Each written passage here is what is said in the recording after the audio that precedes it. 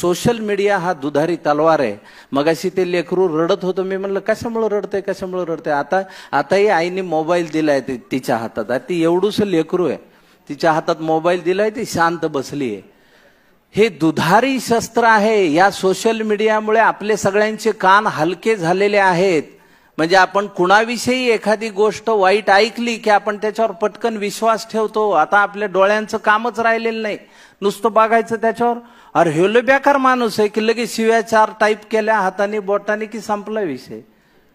हे करता कामा नये. सोशल मीडियाचा उपयोग चांगल्या पद्धतीनं करा. गावात जर तुम्ही सोशल मीडियाचा ग्रुप तयार केला तर त्याच्यावर फक्त गावातली जी होणारी कामं आहे त्याविषयीच चर्चा करा. आज सुंदर गुरुवार आहे आणि आयुष्य खूप चांगलं आहे, समुद्रासारखं आहे. अरे मग तू बुड त्या समुद्रात. गुड मॉर्निंग, सन वार हे टाकणारे लोक आधी बंद करा.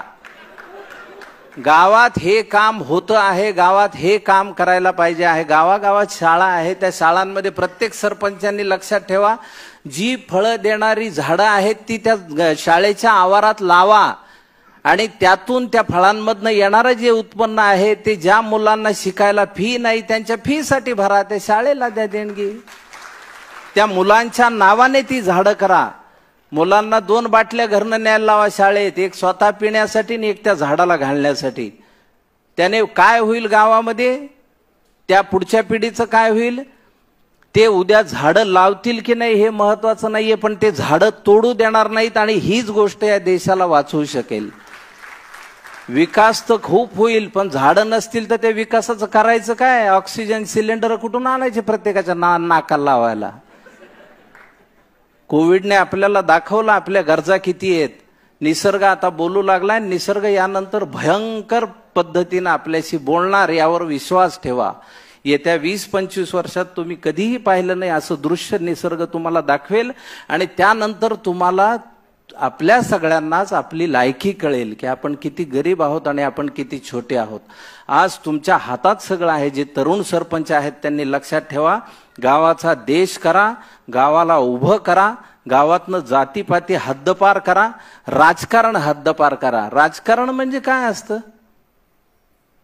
राजकारण हे चांगलं आहे का वाईट आहे असा आज प्रश्न विचारला तर काय उत्तर येईल हो त्याचं. मग ते चांगलं का असू नये, चांगलं राजकारण हा विषय आहे का नाहीये. तर राजकारण चांगलं सुद्धा असू शकेल. तुम्ही प्रेमाने सगळ्या विरोधकांशी वागा. सरपंचांनी लक्षात ठेवा, तुम्ही आज निवडून आलात ठीक आहे, जे तुमचे विरोधक आहेत त्यांना जवळ घ्या, त्यांना पुढं त्यांना म्हणावं तुम्ही पुढे या आणि तुम्ही हे कामं करा आणि गावाची समृद्धी सगळे मिळून वाढवा. आणि अशा जेव्हा केसमध्ये तुम्हाला आता गावातल्या जुन्या लोकांना माहित असतं पाण्याचे स्रोत काय होते. मग कोणतरी त्या भावऱ्यात 2 जण मेले होते, त्याला आता 35 वर्ष झाले, पण तो भोवरा होता. निसर्गाने तयार केलेलं एक स्वतःची सिस्टीम होती, ती आपण बुजवत आणि अशा पद्धतीने गेलो तर पाण्याचे साठे राहणार कुठून आहेत. आणि किती पाऊस पडला आणि कसाही पडला. आता पावसाचं बघा तुम्ही, एका दिवसात सगळ्या वर्षाचा पाऊस पडतो एखाद्या ठिकाणी. आणि हे का झालं ह्याच्यावर कोणी विचार करताना दिसत नाही.